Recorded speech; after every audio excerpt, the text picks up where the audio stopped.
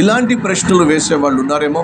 ఏ ప్రశ్న? ప్రభువా, నిర్దాక్షిణ్యంగా నాకు అన్యాయం చేస్తున్నాడు, శిక్షించవే.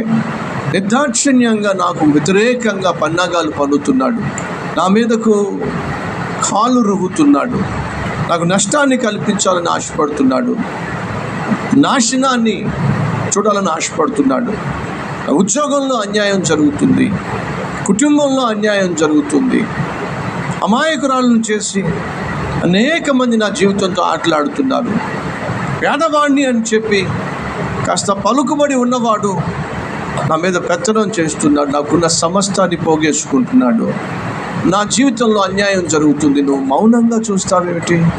నా జీవితము అతలాకుతలం అయిపోతూ ఉంది, మౌనంగా చూస్తావేమిటి? కష్టాలతోనే, నష్టాలతోనే, కన్నీటితోనే నా జీవితం మునిగిపోతూ ఉంది, అయినా నువ్వు చూస్తూ ఉంటావేమిటి? ఈరోజు ఎవరైనా ప్రశ్న వేస్తున్నారా? ఎందుకు ప్రభువా ఇంత కష్టపడుతున్నా, ఇంత బాధపడుతున్నా, నన్ను పట్టించుకోవేమిటి? లేదా ఇంత బాధ పెడుతున్నా, ఇంత వేదనకు గురి చేస్తున్నా, నన్ను ఇంతగా బాధ పెడుతున్నా పట్టించుకోరేమిటి? దేవుడు ఖచ్చితంగా పట్టించుకుంటాడు. ప్రదస్తమాను నా చుట్టూ తిరుగుతూ సేవకునిగా కనిపిస్తూ సహాయం చేస్తున్నట్టుగా అగుపడుతూ ఆ తర్వాత నాకు చాలా అన్యాయం చేశాడు ఒక అతను.